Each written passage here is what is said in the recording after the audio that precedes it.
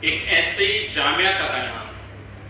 جو مسلم تہذیب کی سنہری دور کی فکری روایت کو زندہ کر سکے۔ در حقیقت یہ وہ مرکزی نقطہ تھا جس کی طرف شہید پاکستان کی تمام تر کوششوں کا رخ تھا۔ ادارے کا اصل ظہور ان کی تمام تر زندگی کی طویل جد و جہد اور وقت کا ہی تو نتیجہ تھا۔ جی ہاں جناب والا، چند نام ہمیشہ امر رہتے ہیں کہ زندگی کے میدانوں میں سرتوڑ کوشش اور خودی کو جھونک کر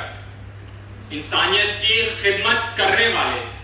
محسن انسانیت کہلاتے ہیں۔ انہی میں سے ایک نام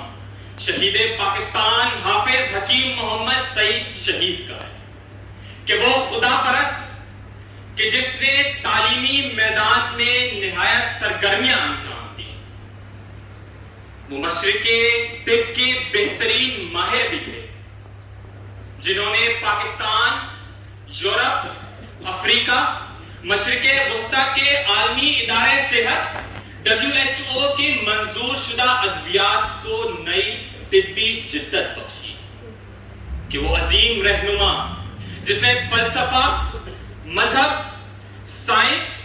طبیات، ادبی اور سماجی موضوعات پر نہ صرف 200 سے زائد کتابیں تصنیف کی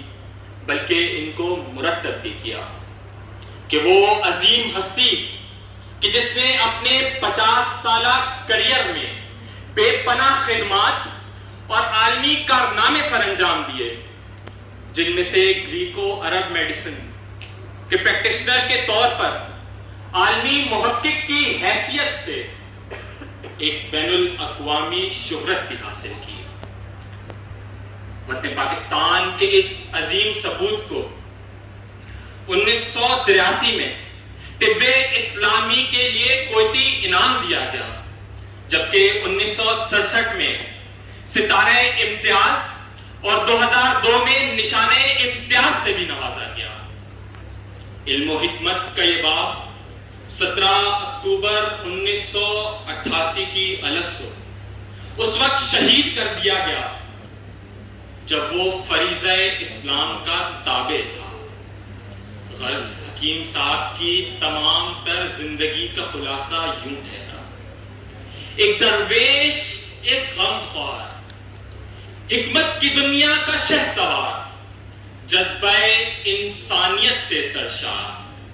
غریبوں کا دادرس، مریضوں کا تیماردار، یقین محکم دل میں لیے، تعلیم کی شمع جلائی، صحت غریب کے گھر پہنچائی، خدمت کا جو پودا لگایا، تناور درخت بن کے لاکھوں سروں پر سائبہ چھایا، مریضوں کے لیے شفا کا سامان ہے، ہمدرد ایک نام نہیں، شہید کی عظمتوں کا نشان ہے، شہید کی عظمتوں کا نشان ہے۔ آپ سب کی سماعتوں کا بہت شکریہ۔